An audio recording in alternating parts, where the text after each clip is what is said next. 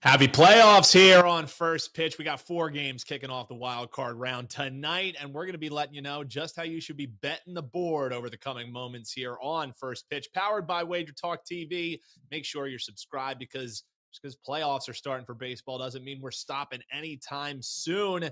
NHL right around the corner. We got football as well, which is definitely no afterthought. More reasons than ever to hit that little bell. And kicking us off here is a terrific lineup, a playoff worthy lineup, if I do say so myself. We got Marco D'Angelo, Mark Zinno, and Rob Vino, and maybe Syracuse fans today, guys. We got the orange and blue combo going on across the board. Like it's like when you see that a wedding, it's boy, girl, boy, girl. We got blue, orange, blue, orange. So we coordinated it for you. We're playoff in playoff form here, boys. I love it. Guys, I say we get right into it. Fashion tips notwithstanding. And Marco, let's start it off with Arizona and Milwaukee. If folks didn't hear the news yet, you've been prepping up. Brewers did learn this morning that righty Brandon Woodruff, who was supposed to pitch in game 2, he's not playing this series at all with a shoulder injury. So you have to think, Marco, that makes game 1 here between the Brew Crew and the Diamondbacks all that more important, wouldn't you think? Absolutely. You got these 3-game series in the first round, which I love it much better than the old format where the wild card was 1 game. Just felt so unsatisfying, especially since the couple times that the Pirates did make it, they ran into a buzzsaw in the 1-game playoff. But neither here nor there for this one. Milwaukee, we expected them to be here. They were the most consistent team all season long in the National League Central. They've been the most consistent team probably the last 5 years in that division. So no surprise there. Where there was a surprise, not a lot of people figured Arizona would be in the playoffs this year. And boy, they did their best not to make it, losing their final 4 games in a row, still snuck into the playoffs. But what's more alarming if you're an Arizona fan is not that 4-game losing streak. It's what they did and how they lost those 4 games. This is a team that scored a grand total of 3 runs in their final 4 games. That's not something you want to do heading into the playoffs. And now they're going to be facing a veteran pitcher in Corbin Burnes, who has pitched in the playoffs before, which is going to give him a big leg up over Arizona starter Brandon Pfaadt. This is a spot where I've got to look at Milwaukee. Now, you are going to pay a price for Milwaukee, and we don't like laying big prices. So how can we get this number down? Well, we can go first 5 innings. We can lay a half a run, and that'll bring this wager down to first 5 inning minus 125, laying that half a run. And I'll take my chances with Burnes over Pfaadt. When you look at the Arizona pitcher, it's been feast or famine for him. He either throws, it seems, a shutout or he gets rocked for 3, 4, 5 runs in a short period of time. Being the inexperience of the playoffs, being on the road for this first game, and being the fact that the Arizona bats are very quiet at the moment, I only got one way to go. We're going to go ahead and take Milwaukee, lay the half a run, first 5. Looking towards laying it in the first 5 with the Brew Crew. That's Marco D'Angelo there. He actually has a best bet up at his page in the 1 game we're not going to talk about on the show here today. So what game is that? You'll have to stick around to find out. We also have a best bet coming up live on that game that he just spoke about. So we'll see if Mark Zinno agrees or refutes a little bit later in the show in the Diamondbacks and Brewers game. Speaking of Zinno, let's get to him and talk a little Marlins and Phils. Man, my Phils, they're looking to make that wild card magic 2 straight years, and they're going to start it off by having Zach Wheeler on the mound. It looks like Marlins going to be countering with Luzardo, the lefty. How are you looking to bet this one, Mark? Well, Dan, sometimes if things aren't broke, I don't want to fix them, right? Zach Wheeler gets the ball, as you mentioned. Now, his numbers at home are worse than they are on the road. He's got a 4.13 ERA at Citizens Bank Park. Wheeler faced the Marlins 3 times this year. Didn't get a decision any game. Now, he had a respectable 3 ERA, allowed 15 hits in 18 innings. And Miami's offense hasn't been great on the road over the last month, finishing 19th in the majors in runs scored. I think Wheeler should be effective, but not overly effective. That said, you talk about Luzardo. He's been better at home than he's been on the road. He's faced the Phillies twice this season, getting the win in both of them. He's facing a Phillies team here that is the highest strikeout percentage in baseball against lefties at home this month, and they're hitting just 202. Zotto's top 10 in K per nine rate on the season. The Marlins have won 19 of his 31 starts this year. The Marlins had the best record in baseball in one-run games, going 33-13. You added an extra 7-3 in extra innings. 8 of the 13 games in this season series between the Marlins and the Phillies were decided by either 1 or 2 runs, so you get the feeling this one is definitively going to be close. I don't trust the Phillies or their manager. I don't want to overthink this one here. I'm willing to pay the juice given the Marlins' track record. In Miami, plus 1.5 here, plus 1.5 runs on the road in game 1 against Philadelphia. Drinking the juice to get the 1.5, and even this Phil's homer. It feels like a game when I'm looking at all the money that's coming in on the Phils. It seems like a game that can't be that easy. When the betting market is all looking at it saying, oh, this is a slam dunk, I can't refute, especially getting a 1.5 there. It's my man Mark Zinno. We got a promo code coming your way you can use over at Sports Memo in just a few moments. But first, final big game breakdown, and also hop in the comments and let us know what big game you're eyeing tonight and what your best bet is going to be. The experts have theirs coming your way in just a few moments. But Rangers and Rays, 3 different games here for the big game breakdown. I like you guys coming prepared here. Man, the thing is, Vino, is the talking heads keep talking about this being like a high scoring series, but the markets look completely different. I mean, we've even seen this total tick down here in game 1. And if you look at any of the season long or series long props of total runs in the series, all of them are juiced towards the under, depending on what numbers you're looking at. As far as game 1 goes, how's Rob Vino looking to bet it? Well, I wouldn't disagree with you, Dan, especially first game of playoffs. Generally, best pitchers on the hill, generally unders, even though the totals are low. But I'm going to look at this one from a Tampa Bay perspective, and I'm going to look full game. And I know that our colleague Tony Finn, he might chop my wrist off for doing this, but I'll play the home team on the run line here. Despite the 8 at bats, you're going to get plus 145 with Tampa minus 1.5. Couple of things to look at here.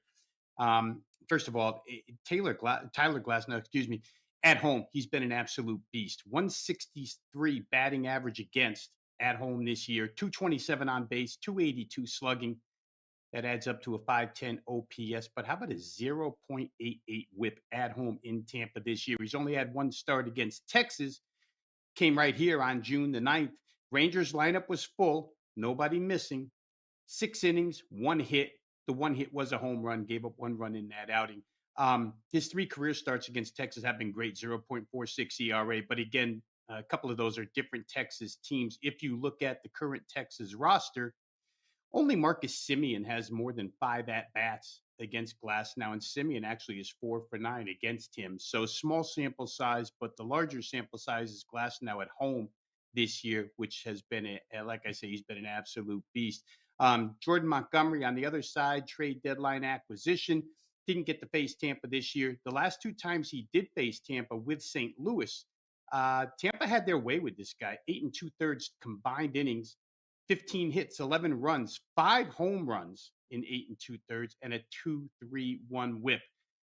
Starting pitching edge, obviously, to Glasnow, but to me, the biggest difference here comes in these bullpens. It's not even close, Dan, and I think that you can play run line here because you might get extension of the lead or get margin of victory in the later innings here with Tampa. Let's just take a look at who Texas is carrying on this playoff roster that's going to come out of the pen. And it's really crazy. Their relievers, first of all, have been undependable all season long. And that includes Aroldis Chapman, who had a 2.23 ERA prior to the break. Since then, it's 4.15. His September ERA, 6.75. So aside from Jose Leclerc, who's been pretty good out of the pen for the Rangers, and they'll probably have the services of lefty starters Martin Perez and Andrew Heaney. But the rest of this bullpen, how about these numbers? These are all through the month of September, what they did heading into this playoff series. Chris Stratton, 5.73 September ERA, 11 innings pitched, 15 hits, 1.91 whip. Terrible. Brock Burke, 14.21 September ERA, 6 1/3, 13 hits, 5 home runs allowed in 6 1/3 innings, almost 1 an inning. Will Smith, been around forever, pitched in the playoffs, 6.75 ERA down the stretch, 8 innings pitched, 1.88 whip. Matt Bush, guy hasn't pitched since June 30th. He's on the playoff roster. Who knows what you're going to get out of him? Josh Boers, 14.54 September ERA, 4 1/3 innings pitched, 8 hits, 2 home runs, 2.14 whip. And you want any of those guys? Tampa Bay had the second best bullpen whip in Major League Baseball this year, 1.19. And that bullpen was number 4 in strikeouts. To me, that's where the separation is. Tampa Bay's bullpen is probably minus 250 better than what Texas's is. I'll try the run line here. You get a plus 145 price. Glass now gets it going. The bullpen finishes it off. And the Tampa Bay bats, if they don't get to Montgomery, which they well could, probably eat up that Texas bullpen. Laying it for the full game, says Rob Vino there in the Tampa Bay Rays and Texas Rangers. Game 1, that's the big game breakdowns there from the folks. So hop below in the comments and let us know what your big game that you're betting tonight is. And while you're down there, hit that like button and hit subscribe. And Marco, it's a perfect segue because your best bet is in this game. And I think Rob maybe dropped every stat possible in that game and then some that you may not even have been eyeing. So I'm wondering, with you arriving at maybe a different outcome, how are you looking to handicap this game? While you and Rob still might both cash these tickets, you're looking at it a little bit different. Yeah, Dan. And anytime I look at the Texas Rangers, if I'm going to be involved with the Texas Rangers, it's going to be first 5 innings because, as Rob pointed out, this is a horrible bullpen, and I want no part of it. But he did touch upon one thing, and I want viewers to remember that when you go into these playoff series, generally speaking, you're going to have a 3-man starting rotation, which means that 4th or 5th starter is going to be used in a different role. So it could help out some of these bad bullpens that we saw during the regular season. But with that said, I'm breaking this down first 5. In Texas, the one thing you got to be concerned about is they've got to be kicking themselves. They gave away the division. This is a team that had the division lead in the American League West for practically the entire season. They went to the last day of the season, still in first place, and they lost 3 of their final 4 games to end the season. Last day of the season, they lose 1-0, finish in a tie with Houston. And by the way, Houston had the tiebreaker due to the head-to-head record this season. So Houston gets the division title again, and here's Texas as the wild card. Now they're going to be facing a Tampa team that, remember back in April, we all said that this team was going to run away with the American League, and they didn't. They came back to earth. This is a team that's loaded with good pitching, and sometimes the hitting goes MIA. But in this matchup, Glasnow, it has pitched well all year. The season numbers favor him. But if you look over the last 4 starts, there's no comparison between these 2 pitchers, and it's been Jordan Montgomery. He has pitched 4 incredible games down the stretch when the Rangers needed him the most. In the final 2 games were playoff atmosphere because they were going head-to-head with Seattle, who, if you remember, was the 3-horse race down the stretch, Texas, Houston, and Seattle, that wasn't decided for Seattle's fate until the next to last day of the season. So I am looking at him, 4 starts, gave up a grand total of 2 runs in those 4 starts. Playoff experience, basically from pitching those 2 games against Seattle in his final 2 starts, I think was already like a playoff atmosphere. Chalk one up from him. And as good as Glasnow has been, here's an interesting stat. I had to look twice when I saw it. The last 7 opponents that had a win percentage of .540 or better, Glasnow's 0-7 against those teams. And the opposing team averaged 5 runs per game in those 7 defeats. I know those are team records, that 0-7. I'm going to go ahead. I'm going to take Jordan Montgomery as the best bet. Take Texas first 5. I'm getting plus money here. And you know what? I'm not greedy. Give me a 1-0 Texas first 5 win, and then let Rob win it 3-1 afterwards. Hey, worse for you. Just get the bullpens out of the equation. Look at that. I love it. Marco D'Angelo, best bet. The first 5 with the Rangers there, getting a nice plus money price. And cat out of the bag, the game that we're not breaking down is Toronto and Minnesota. And our man Marco D'Angelo does have a best bet posted over at his page. You can check that out. And I'm sure you've heard the stat already. The Twins losing 18 straight playoff games. So in layman's terms, the last time they won a playoff game was when I was still in grade school. 2004 was the last time the Twins have won one. Does it happen tonight? Or is Toronto the side? Got to check it out over at Marco's page. Grab that play right now, wt.buzz/MD. All right, Zeno, earlier we heard Marco talking about the Brew Crew and how he's breaking down this game against the D-backs. So agree, disagree? How are you looking to bet this one for your best bet? I mean, do you really think I could come on a show on WagerTalk and disagree with Marco D'Angelo? I mean, is that even allowed at this point in time? That is fair. And Marco hit it on the head. Look, Corbin Burns was on the mound. Has been very good at 3.39 ERA, a 107 WHIP. Burns has been actually better on the road this year, but I think he's going to be effective against his Arizona lineup, which has struggled the last month on the road. Batted just .213. That was 27th in Major League Baseball. Their OPS, WRC plus were second to last over that span in the last month. I expect Burns is going to limit the damage in the first 5 innings here. Even though Arizona did tag Burns for 7 runs in 5 innings back in mid-June, D-backs were a much different team in the first half of the year. You saw what they were able to do. They were in first place at the All-Star break. They went that 5-20 stretch in August, which was awful, and they never really got back on track. And as much as this is about the Brewers, it's about fading Arizona starter Brandon Pfaadt. Pfaadt struggles to get to 5 innings, period, on the season. He's got a 5.72 ERA and a 1.41 WHIP.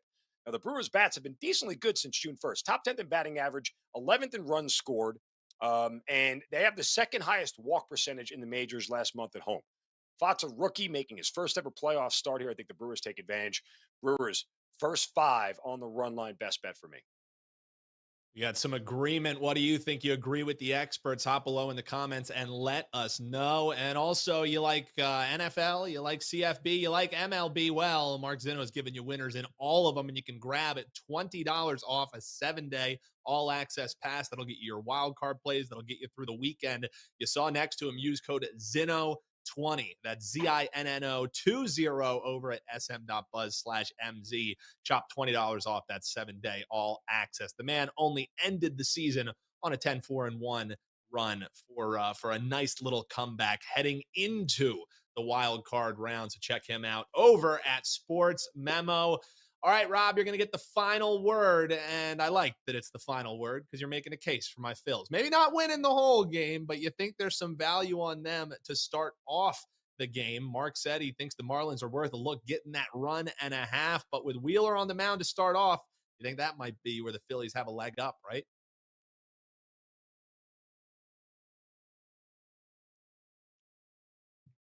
Oh, excuse me. I was still muted, guys.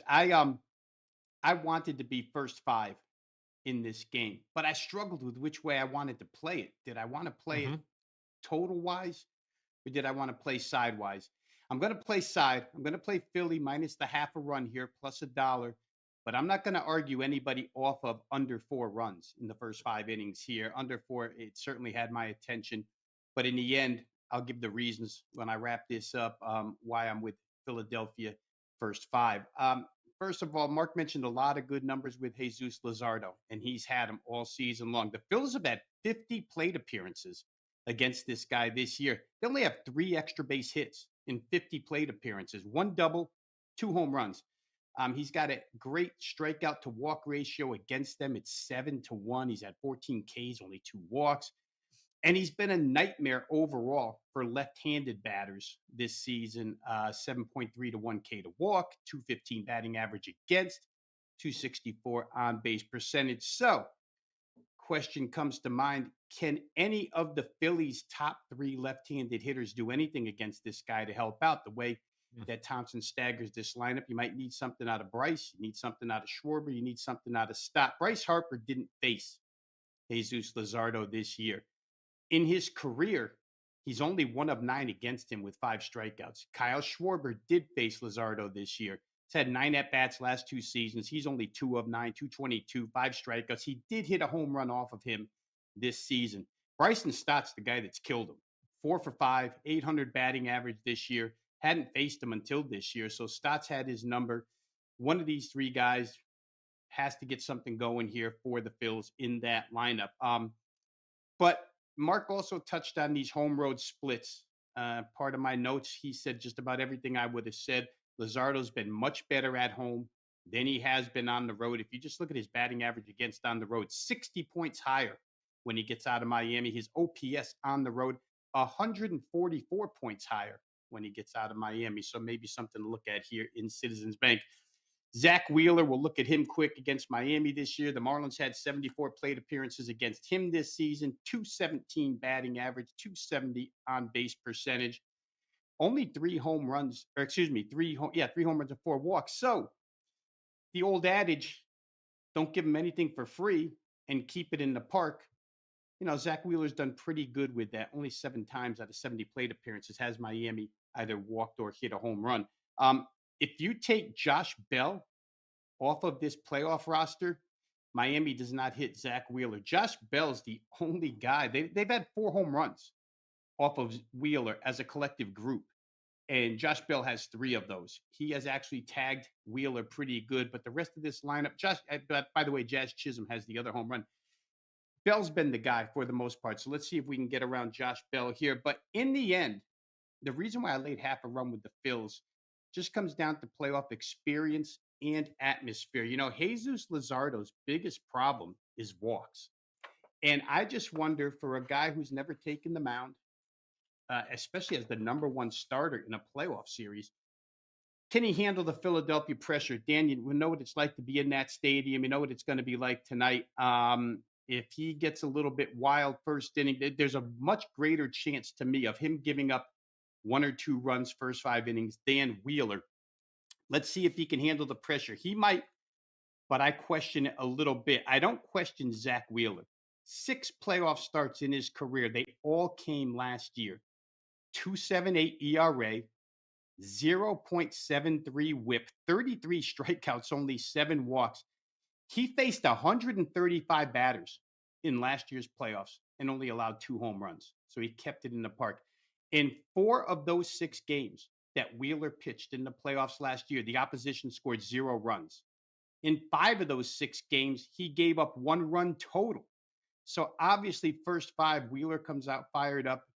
He's got the playoff track record to prove it.